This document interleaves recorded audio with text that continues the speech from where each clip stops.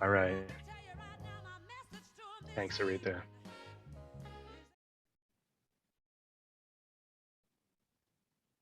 Welcome. Can everybody hear me okay? Yes. You sound Uh, great. Thank you. Thanks, everybody, for joining us. My name is Mark Griffin. I'm a science writer here at the Wisconsin Energy Institute on the UW-Madison campus. If this is your first time joining us for one of these events, our mission is to provide leadership on campus for research across boundaries of science, education and outreach efforts that accelerate the world's transition to clean energy. That brings us nicely to the women sitting before us at today's Forward in Energy Forum. The purpose here is to nurture understanding of energy issues for the people who are impacted by them, and that turns out to be everybody. Uh, Today, we'll be having a dialogue between our speakers and you to help us explore not just the science, but the social, political, and economic dimensions of clean technology. So as you listen to our speakers tell their stories, please put your questions in the Q&A and use the chat function to put notes, say hi, or talk about your own experiences. I want to give a quick promo to our next event, which is in 2 days, March 30th, um, 5:30 to 8:30 in the Mechanical Engineering Building. That's 1513 University Ave. It's 5 panels of UW-Madison experts talking about climate and justice issues, solution, and action. It's a great way to connect with a lot of experts on campus. And there happens to be free food from the Electric Eats food truck. More at go.wisc.edu/climate teach in. Uh, Before I introduce our speakers, I want to take a moment to acknowledge that the land the Wisconsin Energy Institute and all of UW-Madison sits on is the ancestral home of the Ho-Chunk people who call this land Dejo. The Ho-Chunk Nation and 11 other First Nations who live in present-day Wisconsin influence our own culture and values. Tribal nations are doing some of the most important work in transitioning towards renewable and just energy systems. They're fighting for clean air, water, and soil. So we will follow their example the best we can with the burdens that we carry. A few other logistical notes. You can see that we have live captioning turned on. You can toggle this feature using the live transcript button and go ahead and throw those questions in the Q&A box as we get going and as your questions arise, and we'll try to get to them the best we can. With that, before I give us our very exciting preview of our podcast, I want to introduce our moderators and speakers. Michelle Chung is a UW-Madison biology and environmental studies major and Wisconsin Energy Institute communications intern and podcast host of Propelling Women in Power. Mary Riker, she's a UW-Madison civil engineering major and Wisconsin Energy Institute communications intern, podcast host of Propelling Women in Power. Ying Zhang is the associate director of the Great Lakes Bioenergy Research Center. She does everything here from strategic planning, business operations, staff management, research program development, and more and more and more. Dominique Brossard is a professor and chair of the Department of Life Sciences Communications at UW-Madison and researches the intersection between science, media, and policy. Stephanie McFarland is a grad student in the Damshin Research Lab in the Department of Integrative Biology at UW-Madison and studies plant community assembly and restoration and related impacts on pollinators. Stephanie Diem is joining us shortly. She's an experimental plasma physicist, an assistant professor in the engineering physics department at UW-Madison. Before I toss it over to our esteemed hosts, I want to debut the trailer of Propelling Women in Power. Hi, I'm Michelle Chung. I'm a communications intern at the Wisconsin Energy Institute on the University of Wisconsin-Madison campus. My name is Mary Riker. I am a science communication intern for the Wisconsin Energy Institute. And this Is Propelling Women in Power.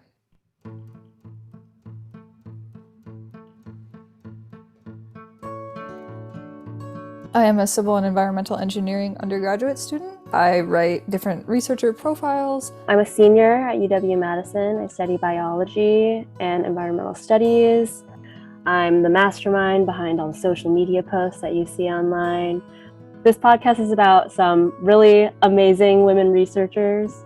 We're talking to them basically all about their lives and like what made them so amazing, what decisions they made along the way, who they looked up to, what they've learned in their journey, and where they think their field is going for women looking to enter their field and what knowledge they have to share.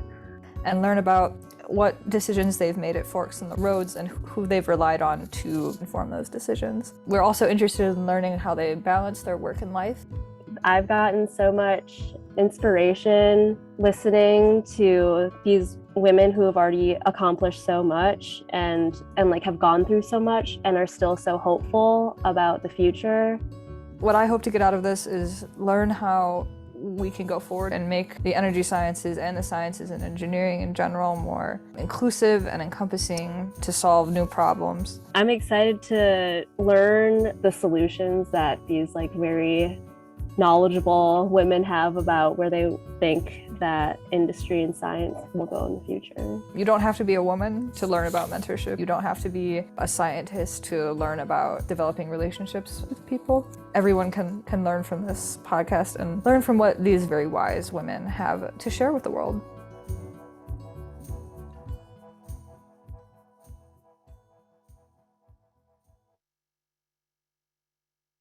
So Mary Riker, what gave you the idea to start this podcast, to write about these women? Well, as I said, or you said, I'm a junior, and I know Michelle is a senior, so we're both graduating pretty soon.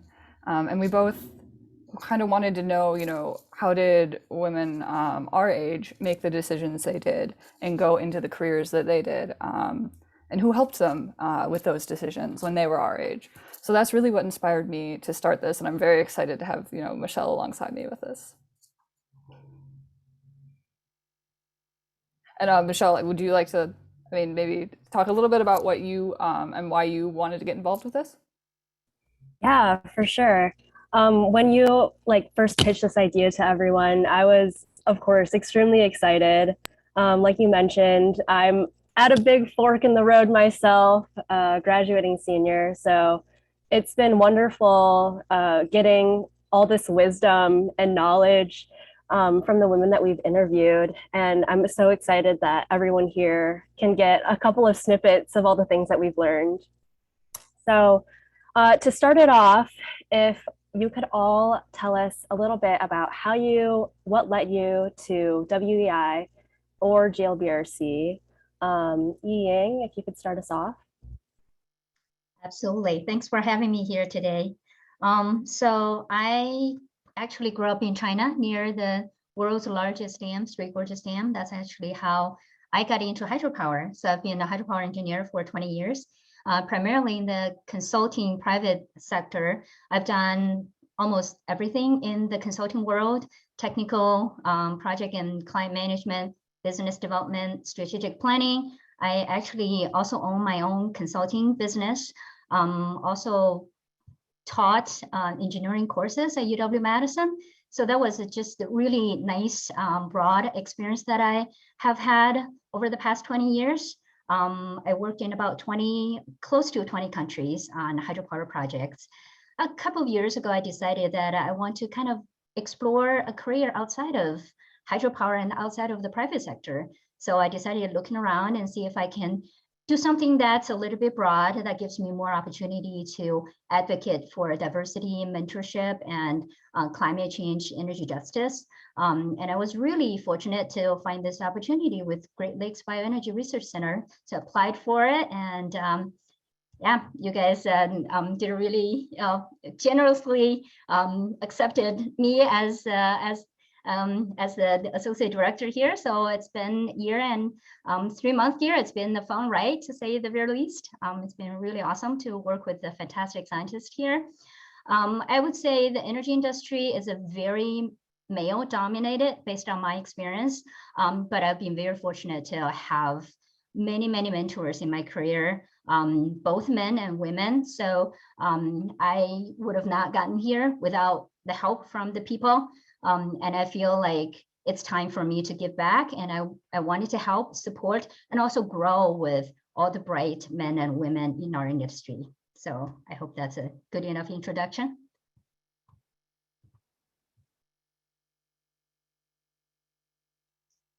Yes, that's great. If we could have maybe Stephanie tell us a little bit about who you are and how you came to WEI.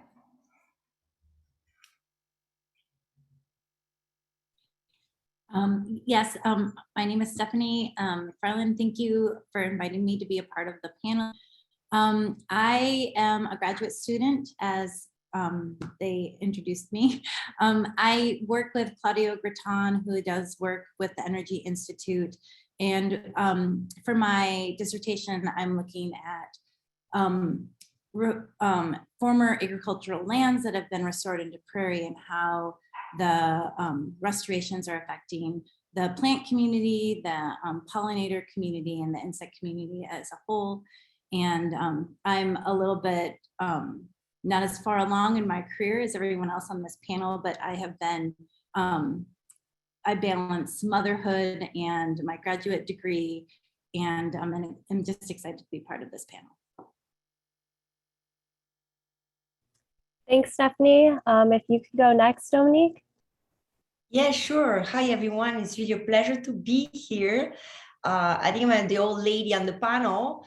I've been at UW for like 16 years now.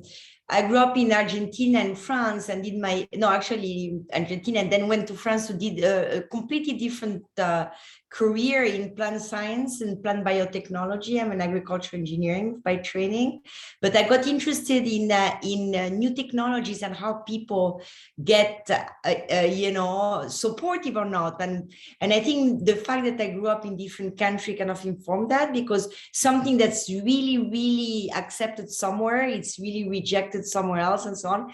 And after working for a few years for a consulting company, actually, me too, in France, because I was bored in the lab, I decided to come back and actually study human psychology and social science, because that was the key for me to understand why people were always fighting about stuff that seemed pretty clear to me.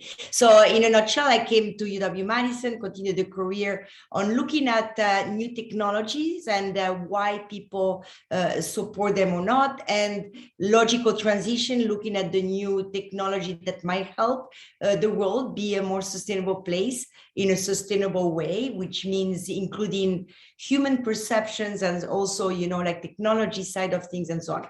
So I was lucky enough to be at UW, which is a very interdisciplinary place where people like to actually work with people that don't come from the same disciplines, and that's not true everywhere else, by the way. I think we are fortunate on this campus to have people, you know, like Mark, that likes to connect everyone. I mean, Tim, who's on the call, and so on. And so I think this is you know, my short story for coming here. And how I came here, I would second what everybody else has said already, you know, meeting the right people at the right time that are, you know, willing and to help you in your journey, and also encourage you to take risks, because sometimes, you know, we stop in some path and because nobody says, yes, go ahead, go, you can try something else and you're going to be great at it. Sometimes that's we need your little push, and I was lucky enough to have this kind of thing along the way. And by the way, I was a mom in grad school, and it's not always easy, right? But I did it, and now I have 2 grad students that are mom in grad school, and I'm really happy to help them and others at UW. So it takes a village to actually make us who we are, and I think what you're doing here today is part of that exercise. So thanks for having me.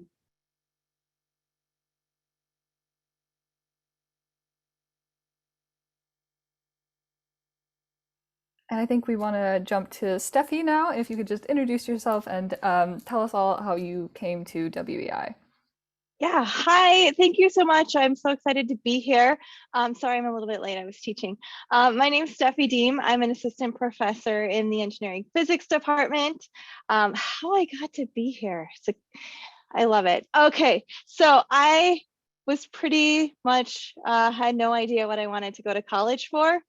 I knew I should probably get a job when I got out of school. So I actually was an undergrad at UW-Madison in the College of Engineering, looking around for degrees, and I ran into nuclear engineering. And I thought it was amazing because you combined, really liked physics and math, and it kind of combined those for clean energy. Then when I showed up on campus, I was trying to find a way to pay for my education. So I went to my department chair, asked who was hiring, and the first person that opened their door did fusion energy research, and that was the day I learned what fusion energy was. And I was hooked because you're using magnets to build these magnetic bottles to hold matter, plasma, that's 10 times harder than sun for clean energy. I'm like, this is amazing. So I went to graduate school for it. Then I worked in the national labs. I was at Oak Ridge National Lab for a while, and then I really missed the innovation that happens at universities. And I found working with graduate students and undergraduates very inspiring because they ask really great questions. And I really liked the research they did at UW-Madison. So I went all around the world and came back here. So I'm happy to be here. Well, we're so happy to have all of you here. So I'm going to get started with the questions. I think I'm going to direct the first one to Yi Ying, just to have you kind of be the first person to answer. But I think everybody covered this topic when we talked to them on the podcast, which is mentorship and support. So if you could talk maybe about the importance or the role of mentorship in your career path and different support groups that you've been involved with over the course of your career. Absolutely. Thanks for bringing this up. Mentorship is definitely one of my passions, and I can talk for days and nights, and just shut me up if I talk too much. So as I mentioned in my introduction, I've had a lot of really great mentors. I can easily count names with my 2 hands and 2 feet, and I still can't cover them all.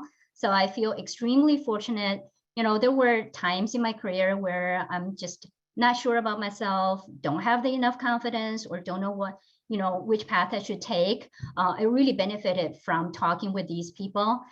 Not everybody goes through the same career path, and they may not understand exactly the situation. But I think just by talking to them, having the sounding board, and some of them ask the right questions, really helped me clear my mind and really figure out what I want to do with my career, with my life, with my family and whatnot. So I think that the role of a mentor is not necessarily tell you what to do, but to talk with you and guide you through the important questions and help you figure out your priority in your life at specific time of your life. So I really feel that having that kind of a role model, having that kind of a sounding board is really important. That's why I really, wanted to get more into the mentorship program.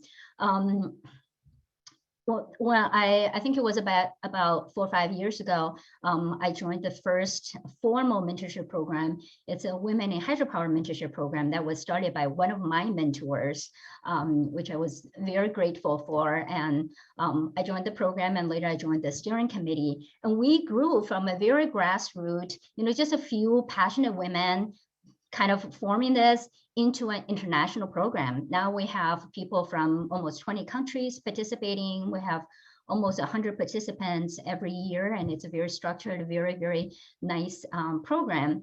And going from there, I started, getting to know more younger engineers in the field. Some of them just kind of like you ran into them in conferences or ran into them on an online forum, and they started talking to you, and they just decided, hey, there's something we can share. There's something that you can help me with. Would you like to just, kind of hang out or have a phone call, have a coffee once in a while? I said, sure, why not? And so I formed a lot of informal relationships with people. And last year when I joined GOBRC, I feel like, okay, with all of my experience and some of the knowledge about mentorship program, we may be able to kind of create something that's similar and can really help our members at GOBRC and WEI. So we started this mentorship program within our center, and first year we had 40 some applicants, which was fantastic. It's been going really, really well, and we're thinking about tweaking that a little bit, making some improvements for next year. And luckily, we had a lot of really nice men and women that also joined the steering committee and offered fantastic ideas. And another another area that I'm in is I'm actually enrolled as an MBA student at University of Illinois Urbana-Champaign, where I get to learn know a lot of people that are actually outside of the engineering or scientific field. They're in supply chains or product, management, and get to know their perspectives. And there are some younger people that actually we talk and we kind of learn from each other. So I would say we're mentoring each other. I'm learning their aspect and they're learning my perspective on things. So yeah, I think, mentorship really can be formal and informal, and we can all benefit from that.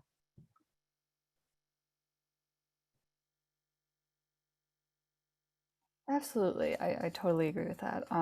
I want to jump to Stephanie, who I know is also Michelle's mentor in her lab. So maybe we could hear a little bit about that and your guys' dynamic. Sure. So I guess I want to just mention that how mentorship has been really important to me throughout my career, and then I can go into how that has affected my mentoring style. I probably should have said this in the background, but I wasn't sure how much to say in that introduction, but I have a unique path in my grad school trajectory, because I actually started grad school more than 15 years ago. And then I had a baby my second year in grad school. And I really struggled with the balance of being a mom and a grad student. And I was at that point in my grad student trajectory that I hadn't had my preliminary exam, but I had everything lined up for it. And long story short, my whole plan, which was to go to Madagascar for 6 months, I couldn't do with the baby. And then my baby had some health issues. And so I ended up stopping grad school at that time. And my mentors were really important in helping me, trying to keep me in grad school while I was a student, but also respecting my choice and supporting me for what I needed to do at that time. But then I came back again because mentors helped me realize it was possible to come back into science. And that's not something we see very often. We don't see women take a pause or a break in academia and then come back and start again. And so after I stopped, I was kind of heartbroken, because I had always, it was always my dream to get my PhD and teach.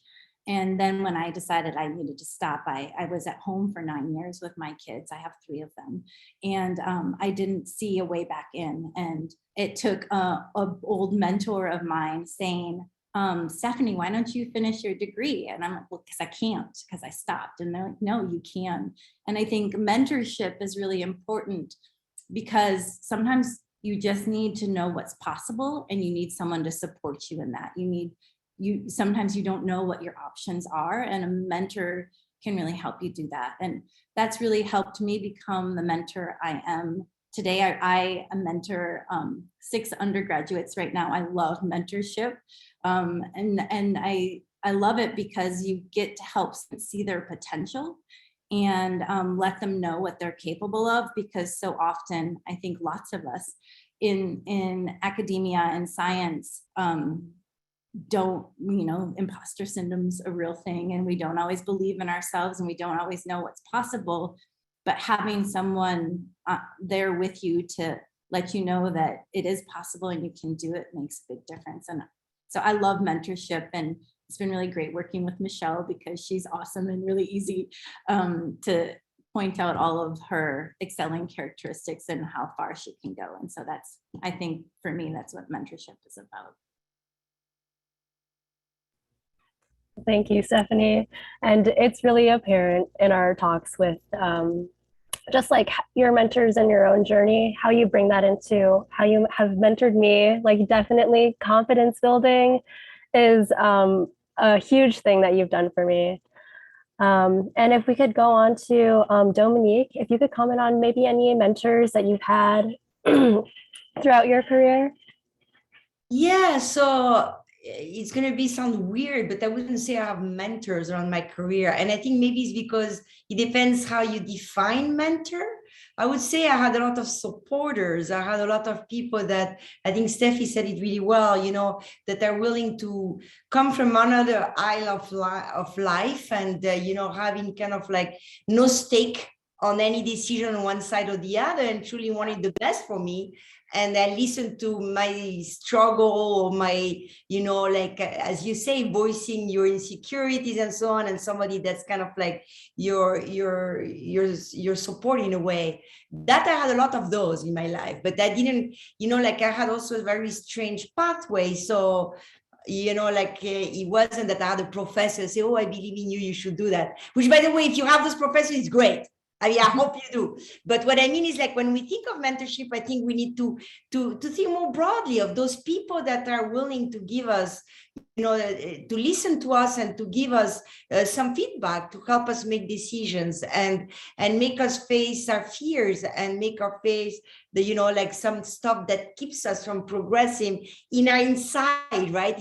That's something that, I mean, we're not talking about a therapist. I'm not talking about somebody with your therapist here, which can be useful too, but really having someone that is willing to talk and listen and provide the support that you need. And I feel like weirdly, maybe it's changing, and the fact that you have that wonderful program now, or that you all here on this talk, shows that things have changed. I think, you know, this culture doesn't really encourage us to go and say, hey, you know, I don't know what to do, and can you hear and tell me, can you help me, we don't do that. We're not trained to seek help and seek a conversation. You know, I hope people know they can actually drop me an email and say, can you have coffee with me and run some ideas by you? I would be like, yes, I want to, right? But we're not trained to do that and be open to seek help. And I think that's what it is all about, that we should really realize there's nothing wrong about being unsure or being, you know, unclear or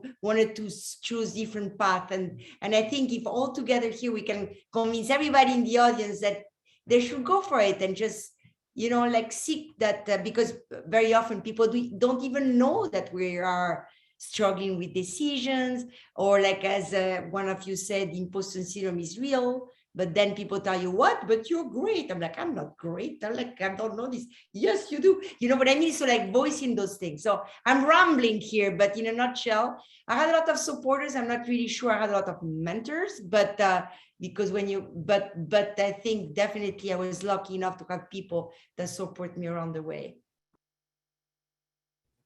I love what you added about having the confidence to be uncomfortable. That's definitely a theme that has been brought up in all of our interviews. And with you talking about reframing how we think of mentorship, another thing that has been brought up a lot is how we find mentors like in our friends and in our support networks. And I know in our interview with you, Steffi, you talked a lot about how meaningful it was to have different support networks. Could you talk a little bit about that? Yeah, sure. Really, I find it helpful to get support from like your colleagues. They can be unofficial mentors too, but then branching out. So going to like another department or another student group can be really helpful to bring outside perspective and kind of take you out of this situation that you're maybe ingrained in, and kind of take a step back to be a little bit more objective. I really looked at, you know, past through my life, I had a lot of unofficial mentors that really pushed me to be more than I ever thought I could be, which was super helpful. And then I also looked at student groups too, where you can find students that are maybe a little bit older or younger than you, having similar shared life experiences and kind of helping you throughout the way. So we actually have that on campus, a new student group that we started because there are so few people, not very many people doing fusion and plasma physics. So there's a student group called Solus. And so they provide that for our community. So I was really happy that that was started. And I really like to view mentorship too as two-way process too. So I learned so much from people who have either mentored me or I'm mentoring, and I really value that. Whether it's an outside, like new way of thinking about an experimental technique or a new analysis, it just brings more excitement and joy to research, I think too. I'm actually going to tie this into a Q&A question that just came in, which was, how do you find a mentor and start a mentor relationship? So I think one of those things on campus that we can do is join these groups that are for students and faculty and professionals. But does anybody else have any thoughts on that or things to add?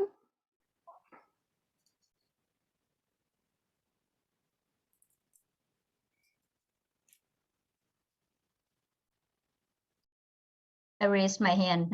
I'm just going to talk then. Well, you already mentioned there are a lot of structured mentorship programs on campus.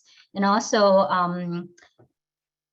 in the industry, if someone is in the industry, there are a lot of professional societies that have mentorship programs that are structured. For example, I mentioned the Women in Hydropower Mentorship Program. I'm also in this global women network of energy transition program that has actually a series of programs in the mentorship programs in the energy world. So these, and I know there are a lot of other professional societies that have different mentorship programs, but I would also encourage people to seek for informal mentorship, relationships, as several of our panelists talked about. You don't have to call each other a mentor or mentee, or you don't have to form an actual structured, relationship. You can look around you in your lab, in your department, in your, workplace. If you find somebody who can always, provide good suggestion, good perspectives, go hang out with them, ask them out for a coffee break, ask them out for lunch from time to time, and just talk through these things. And I think sometimes if there is that kind of chemistry between you people and you find that you can help each other, the relationship will just form on their own. So just be bold, be brave, ask people if you need advice, or just, hang out for a coffee break. It's that simple. Thanks, Yi-Yang. Unless anybody had anything else to add, excuse me, I'll go to the next question. So kind of to go along with the support networks that we've been talking about, another big thing that we hit on is the value of representation and the value of diversity in our fields. Would anyone have anything to comment on that?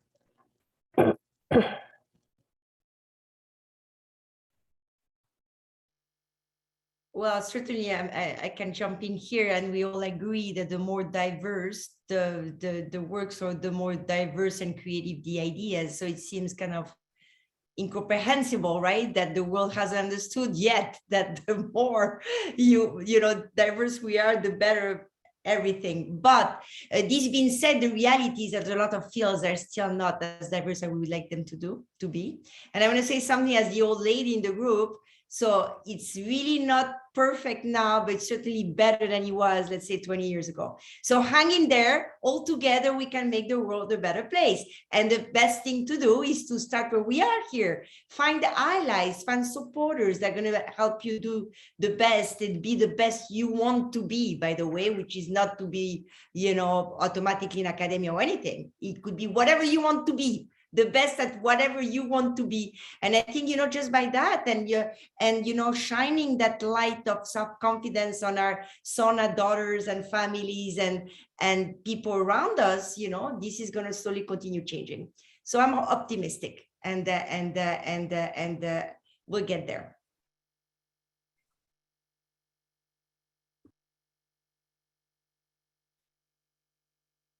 I'll jump in there too. So my field is like one of the least diverse. And you can kind of tell in fusion, we kind of stalled. in our innovation and research. It can really impact science if you're not getting everyone's input. And we saw that in Fusion. So now where there's a lot of initiatives, because we realized that. I saw that in my own research career too. I was the only woman in my division for quite a long time. And it's hard having no one that has shared life experiences to understand what you're going through. That was really challenging. But then when I got into a more diverse environment, that's when I started to thrive and flourish. And so that was great. And so we recognize that at the highest level of our field now. And so it's great to see that initiatives are starting to go and be like, you know what, we can accomplish what we want to with a field that does not represent America in diversity. So I'm so happy that that's coming in from the highest level, and we're starting to see things take off because of all this extra effort we're putting in to diversify everyone in our field.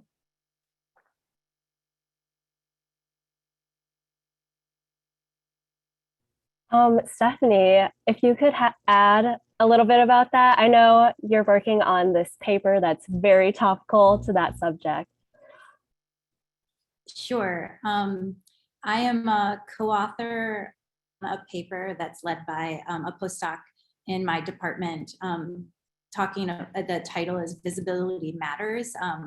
My PI had wrote a similar paper that I 20 years ago about, and so we're looking at how visibility in textbooks and in lectures is changing over time.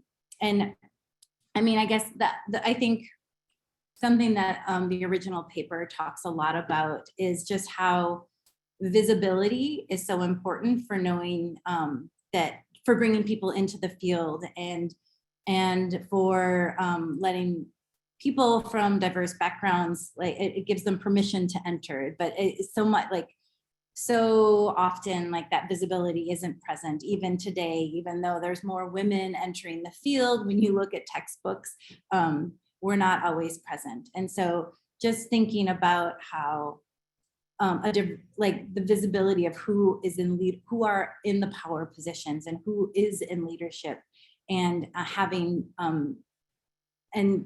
people think about hiring people in diverse backgrounds will let students know that it's possible, and once you know it's possible, you can do it. And so that's where I'm thinking about diversity and improving the visibility of people from different backgrounds. So I wanted to jump onto that with a question that somebody just asked that says they're trying to purposely increase the representation of women in their research stories and their events. But they're also worried about asking for too much for maybe the subsect of women in their field. And they're concerned about how do we do a better job telling women's stories without causing burnout. If anybody wants to jump on top of this real quick, or I could have Steffi start out maybe.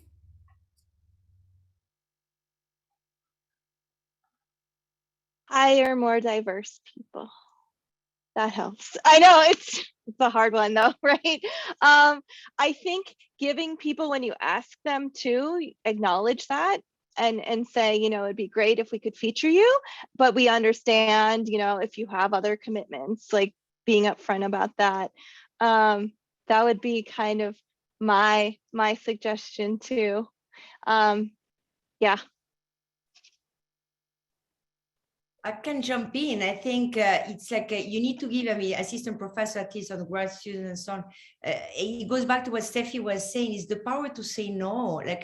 And also as women, we train not to say no in a weird way. I mean, it's strange. I mean, it's like I'm talking about stereotypes here, but it's kind of true, right? I mean, so it's like, you know, when you think about the mentees and so on, I hope in the program, you also address that, because I see it with my female assistant professors, like, you know, the one that come from my minority groups, they're always asked to do a lot of things just because they represent that group bizarrely, which is not fair, right? But I mean, they need to have the power to say no. They need to realize that, and everyone else around needs to realize they should be able to hear no, right? And so it's like it's a cultural change to some extent that needs to happen, but it's a very important one, I think. Because at the end of the day, the only solution is to, as Steffi was saying, is to hire more diverse people, right? It's like, that's the key. But in the meantime, I think those that tend to represent those groups should be empowered to say no where they can and respected when they do so.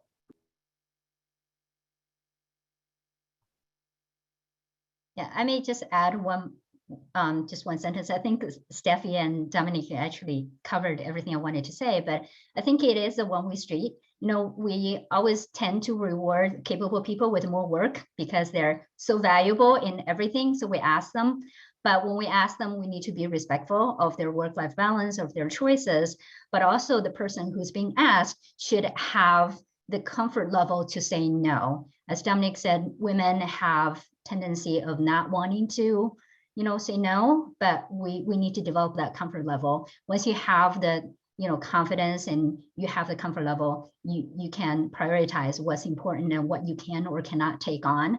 We need to definitely avoid that burnout and be able to, you know, make choices. I think this also ties into another Q&A question very nicely.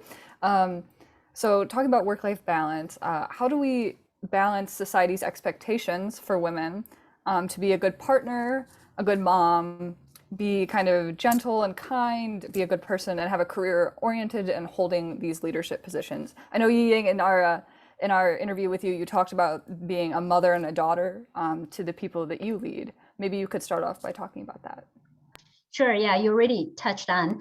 That's really how I feel in my position. You know, even though I'm in the leadership position, I really feel like I'm there to support everyone in the center. I'm not there to tell people what to do, but to provide the resources, provide the support to them. So I really feel like being a mother, I have 2 children, that experience has helped me a lot, you know, in terms of being patient and listen to them and put myself in their shoes and understand people's strengths and weaknesses and see things from their perspective. Even if they're, you know, 50, 60, 70-year-olds, it doesn't necessarily mean they experience the same thing and they will look at things in the same way as I do. So I try to look at things through their lens and understand what's the best for them. So I think that really is important. And I think women have the natural ability of being organized, being good communicators, and being empathetic. I think empathy is really the #1 quality as a leader. So you don't have to be an intimidating leader to be a good leader. If you have empathy, you have the quality to be able to communicate to people and understand their needs and life goals, you can be a good leader. I can jump in. I mean, I think, when I was talking about a lot of supporters as, you know, I went through my career, those were male and female. I think, you know, like we have a lot of people in our lives or partners and so on that, you know, maybe don't understand, you know, that we have an academic paper to write and or something. What I mean is like teamwork is important, I think, and it's very often you need to actually articulate that teamwork to the people that are on your team at home or at work, you know, and that we don't have to be everything. Someone else can be some part of that everything. It doesn't have to fall on our shoulder. There's other people in our life that should do their share. And sometimes it's not possible, but I was a single mom here with 2 kids. And actually I end up like having like, you know, a single mom support group that helped me and that took care of my kids when I had something to do. What I mean, it goes back to that idea of like, you know, like finding a support group that shares your own characteristic. And that was Steffi, when you were saying that nobody really understood what he meant when you were the only woman, right? That's hard. So try to reach out to find others that are in your situation and can, you know, provide help. Then you can provide help to them and so on. So I think it's like, I would say when the expectation of a woman should be, I would say the expectation of any human being should be any human being, whatever their gender, should be a good parent, a good whatever. And I would ask, I mean, I'm sure all the people that are on the panel today that are not women, you know, like they will say yes, and they're like arguing, and I'm sure they're nodding, saying that they help their partner and so on, right? So I think we should get out of our head that there's so much expected from women, because it should not be expected. Not everything should be expected from us. We're just human beings like everybody else. And that's why I'm trying to tell my grad students that to some extent we are putting a burden on ourselves bizarrely, right? And no, we don't have to be nicer than others. We are human beings with our emotions that come on the way. We're trying to control them and to be constructive and so on. But all human beings should do that, not only women, right? And so I think we need to reconstruct that idea that more is expected from us. And if somebody tells you that, it's like, why more from me than anybody else? Everybody should have the same, you know, things that are expected from them, right?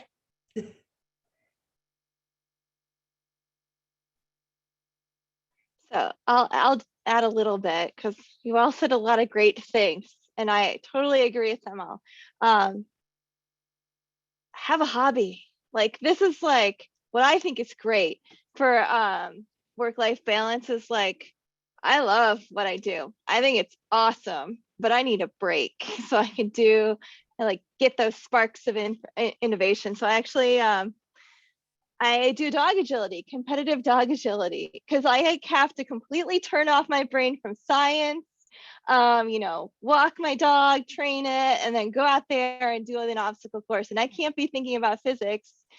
And then physics hits me when I walk off the course and I have this great idea about some experiment I was stuck on. So it's great to get those ways to like turn your brain off and get that work-life balance too. And I also ask everyone I work with, hey, what'd you do on the weekend? Just kind of reinforcing like, there's things to do outside of work too. And I want you to do them. Yeah.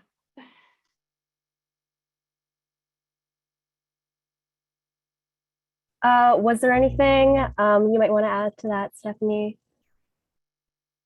One thing that for me is like having been a grad student before and after children, I've actually found, though it might seem counterintuitive, that having a family has helped me have balance, because I have more things that are absolutely important in life. And so being a mom has really helped me draw work-life boundaries, and being in a supportive lab also makes a big difference. My PI is a woman and mother as well, so she's very, very supportive of work-life balance, and emphasizes, as the other panelists said, the ability to say no and being okay with that, and knowing that you can't get everything done because you're a human, and being okay with that and accepting that is like the reality that just because I'm a woman doesn't mean I have to do more. I just have to have the balance, and when I'm here, I need to be productive, but also have those other things outside of life, because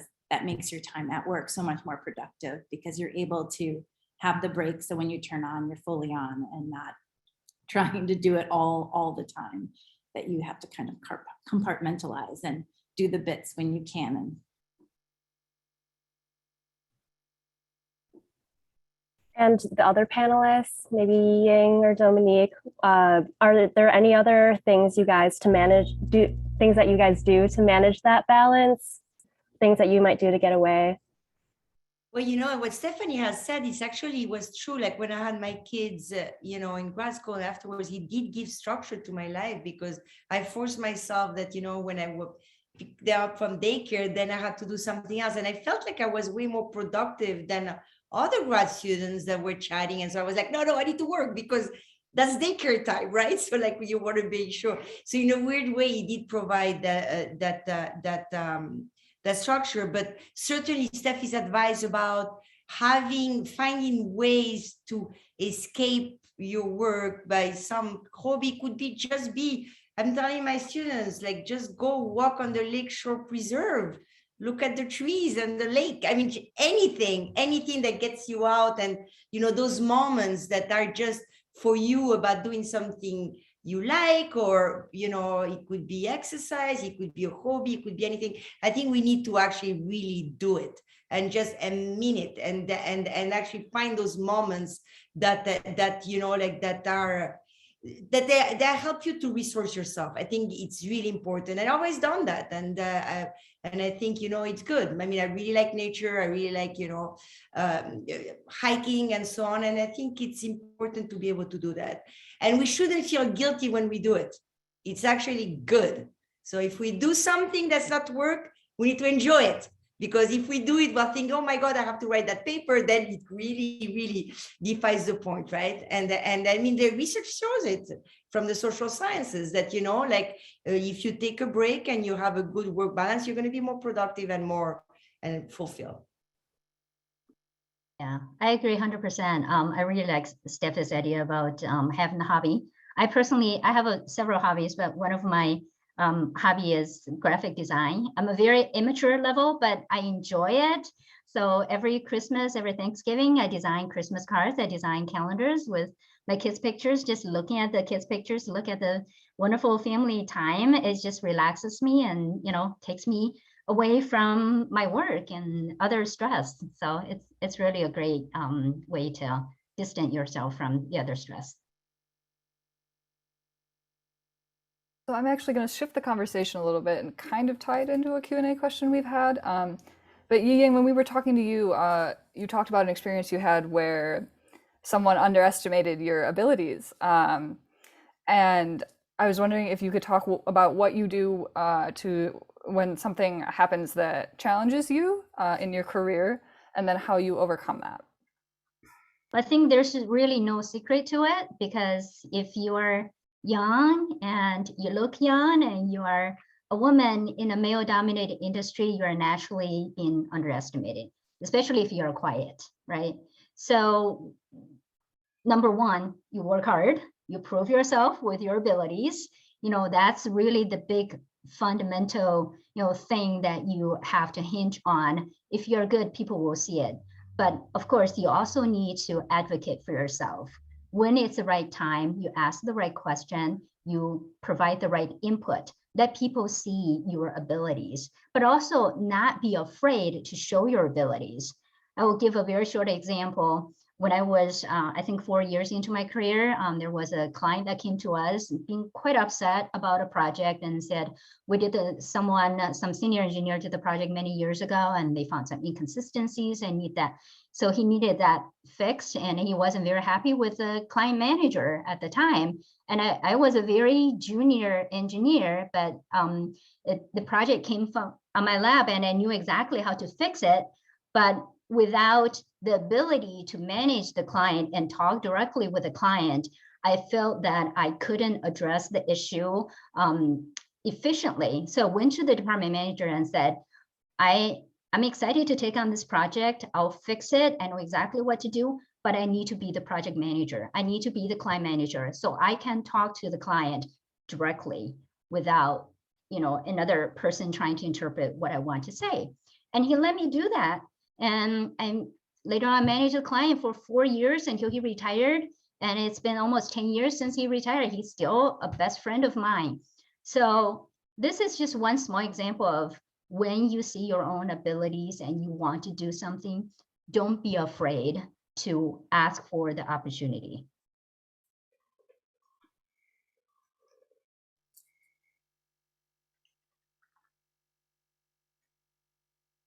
Would anybody else like to answer to that one? Overcoming challenges or dealing with any challenges that have come up in your career, and who or how you deal with them? Unless, Michelle, you had a quick something to say on that, maybe? Sure, yeah. Oh, Dominique, I see you unmuted. I'll let you jump in first. Well, I wanted to concur with everything Yiying has said. And I think, you know, honestly, people always ask me, like, there's something that's called Delta program at UW, where they train grad students to be teachers in the sciences in university later on. And they always invite me either as a woman in science or as an international woman and so on. And they ask me, what's the hardest transition you've done in your career? And I always say my hardest transition was from going from the East Coast, I went to Cornell University, to the Midwest. And the reason I'm saying that is because, you know, I went from like plant sciences engineer to like social science, whatever. When you do what you want to do, you know, that's fine. But what I couldn't deal with is that in the Midwest, people never tell you exactly what they think because they wanted to be nice. And so they try to be, you know, welcoming and, you know, you know, they don't want to say that they're sexist or racist or whatever, right? You don't say these things. Unfortunately, which is kind of, it's hard, it's easier to deal with challenges when you know they exist. It's really hard to deal with science where they're like kind of like, you know, kind of hidden and not in the open. The reason I'm saying that, because going back, you know, like 25 years when I was among a group with like 4% women, you know, in agriculture engineering, well, the partner told us exactly what you were saying. You are going to have to prove your best, you good, much more than your male colleagues. And then little me, 25, said, why? That's not fair. Well, that's the way it is, unfortunately. That's bad. I mean, it shouldn't be like that, but that's the way it is. The reason I'm saying that is because we need to actually be able to recognize the challenges to face them.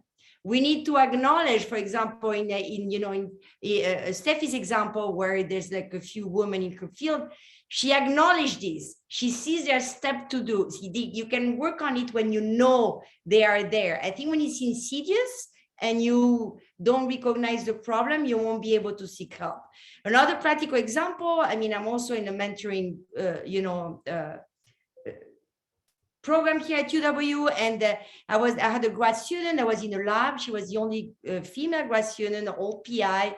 You know, they were asking her to bring the coffee and so on, horrendous. Just imagine the whole 9 yards. So she came to me and, you know, and said, should I say something? Like, no, but I'm going to say something. You know what I mean? So like find allies also. It doesn't mean that you have to face those challenges that you may think like, well, that's the way it is in a lab, I should be quiet. Find allies that have the power to help you face those challenges. You don't have to do it if you're in position of powerless, but you can find, you know, people that have more power that can help. So number one, you know, don't assume that because things are not stated, the problem doesn't exist, right? So that's the first thing. And number two, if you identify challenges, seek help and find people that are more in power than yourself. And I think in this panel, there's a lot, people in the audience, a lot that can help you, you know, overcome them. Those are the type of things that I think we should think about.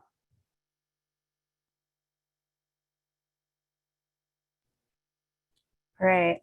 Those are great things to point out, Dominique. Thank you.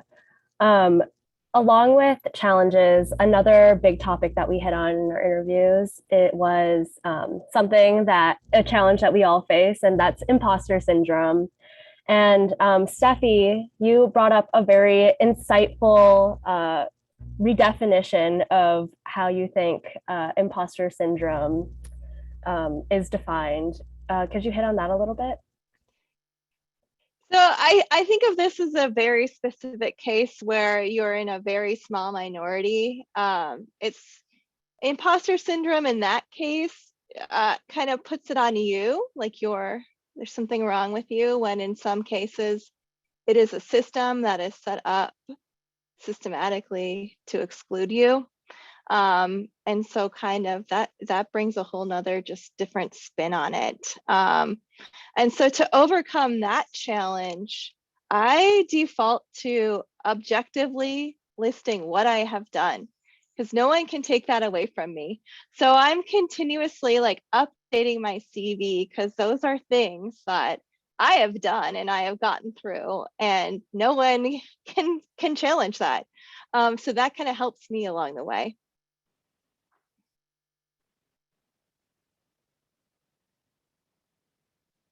Does anyone have anything to add? Like, can you relate to that redefinition of imposter syndrome, or maybe how you've dealt with it in your own career?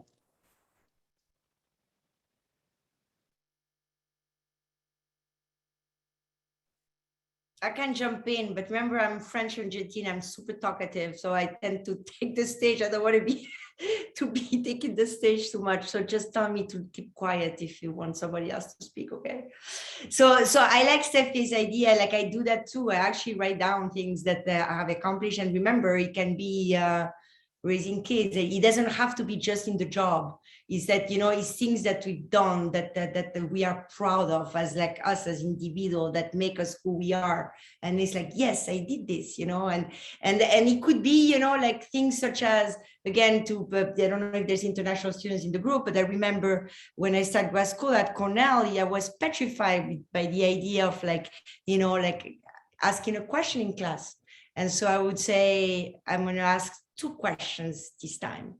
And then I would come home and ask good questions in English, you know, and so on. So what I mean is like anything that show you that you are progressing toward whatever goal you did. Mine was to be able to, you know, have a constructive discussion in class, whatever, right? So, but anything that you can see, whatever the stage of your career, that gives you the confidence, that shows that you are progressing, you working toward your own goals, I think really ends up giving you the confidence to be who you are. And I think, you know, I totally agree with Steffi that it's like, you have the structural, you know, environment that make us feel a certain way versus our own insecurity. So we can work on our own and we can find allies for the rest.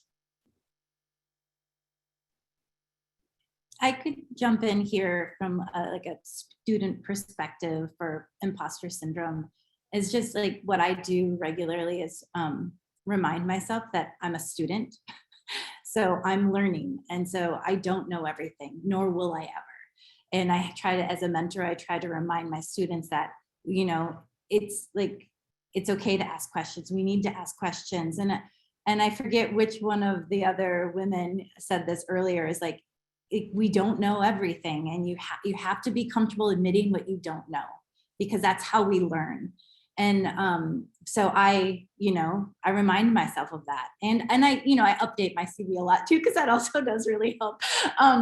But I mean, it's just to out, and in academia, we're always learning, you know? So when we finish our PhD and we're a postdoc, we're still doing research. We're still trying to push our fields forwards in new directions. So we never know everything. And so it's just important to remind yourself that, and that's why we're here. We're here to learn. We're here to continue learning and continue growing. And that really helps me with my imposter syndrome. It's like, no, this is where I'm right where I'm supposed to be. I'm learning. So.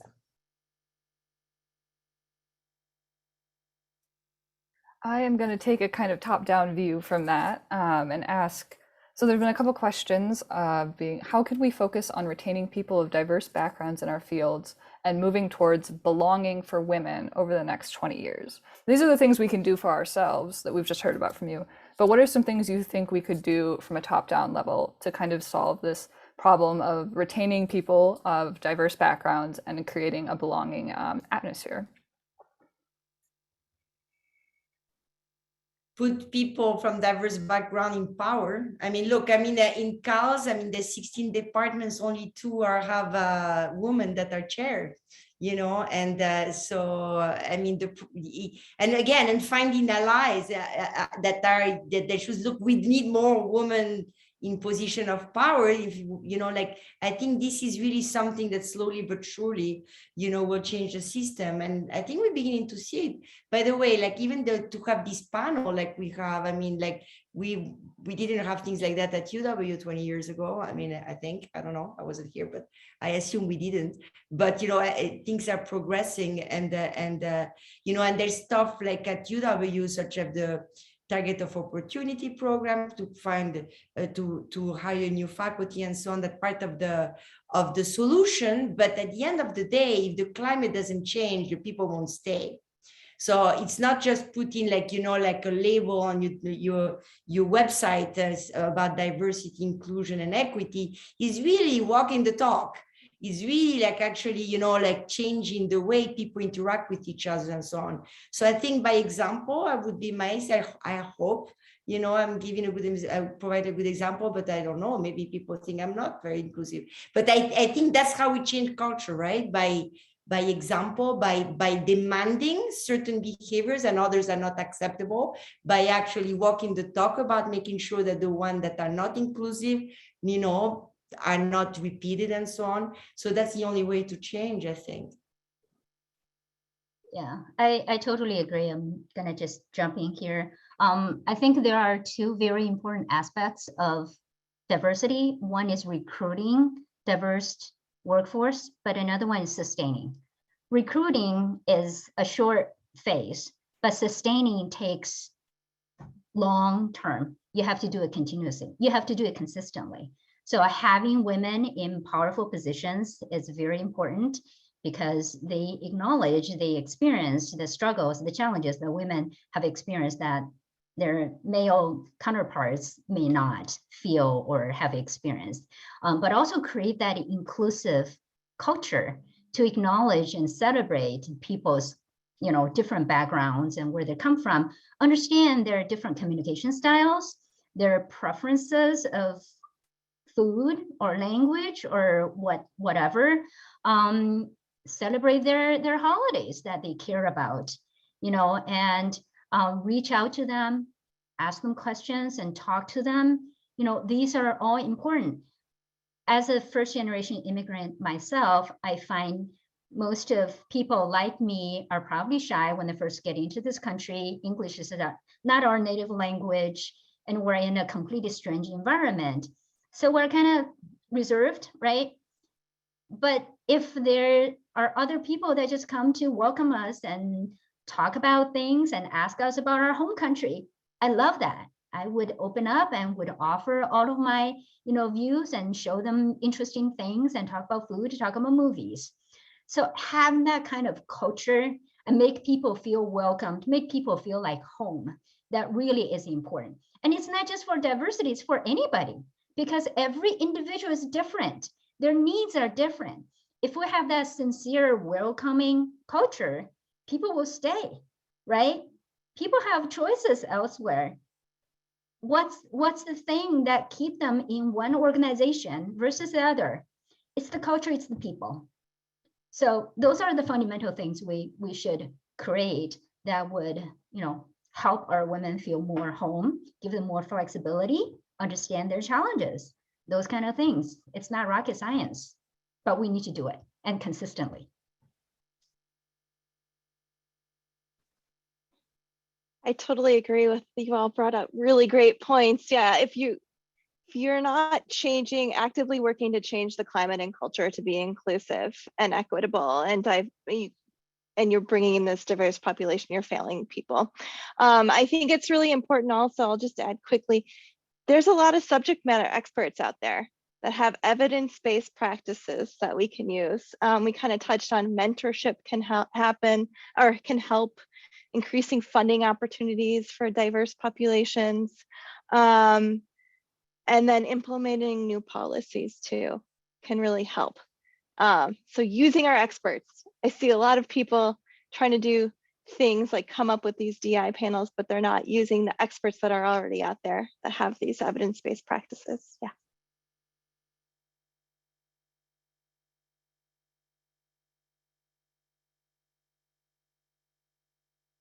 Okay, if anyone doesn't have anything more to add to that question, I think we have time for one last question, and that would be if you any little nugget of advice that you could have for young women entering your fields.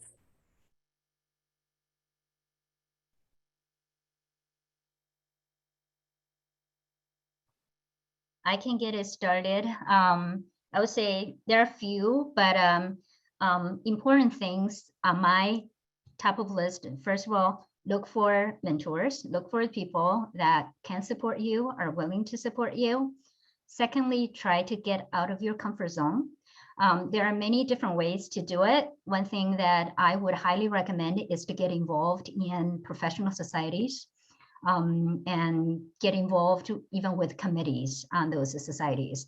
That can broaden your network and also give you that confidence. Once you are in those professional societies, you have a broader vision and you are constantly in kind of the group setting. You can have built that confidence and also learn different perspectives. So that's very important. And I would say, be comfortable saying no. That also is a very, very important aspect.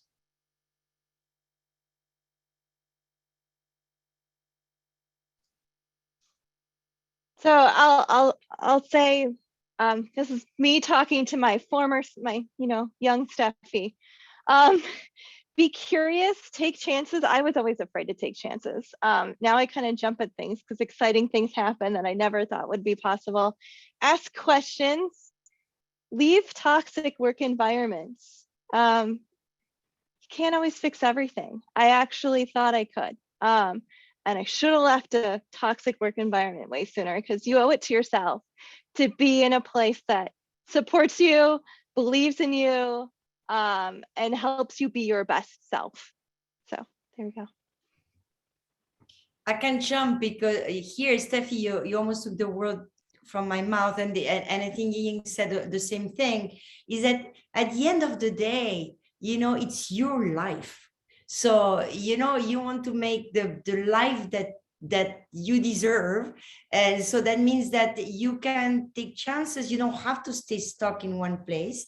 You can always go to another place. You don't even have to stay in the same discipline if you think that this is not the discipline for you. And this is not a mistake or or a failure. It's just that life brings you to different paths and different way. Who would have told me I would end up being professor at Wisconsin social sciences, like with my young self that was a plant scientist, right? So what I mean is just as everybody has said before, be curious, meet people, see what they're doing, take chances, engage in different type of projects. You may find one that actually you are completely in love with, that's actually slightly different from the path you thought before.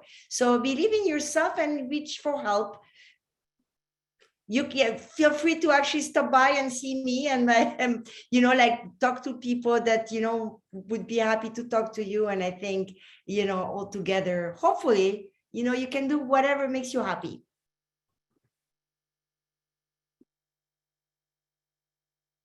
I'll just jump in and add that to not let what you see stop you, because it's like, I think back to, I didn't think I could come back to grad school, but if I hadn't had that mentor that said, finish your degree, I wouldn't have.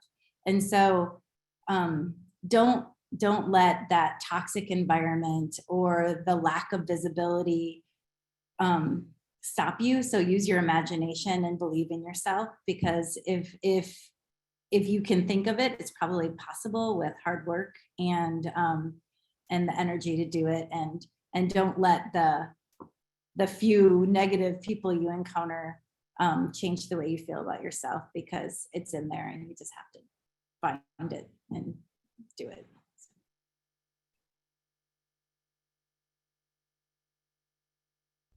Thank you so much for all of your answers here and your advice. I know Michelle and I will take them. And I know in all of our conversations with you, we've learned so much, and we really do appreciate you taking the time. I think that's it for our show tonight. Thank you everyone for coming, and special thanks to all of our guests.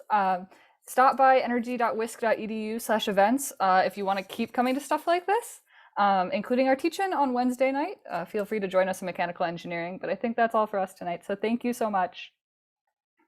Thank you. Thank you, everyone. Thank you. Thank you.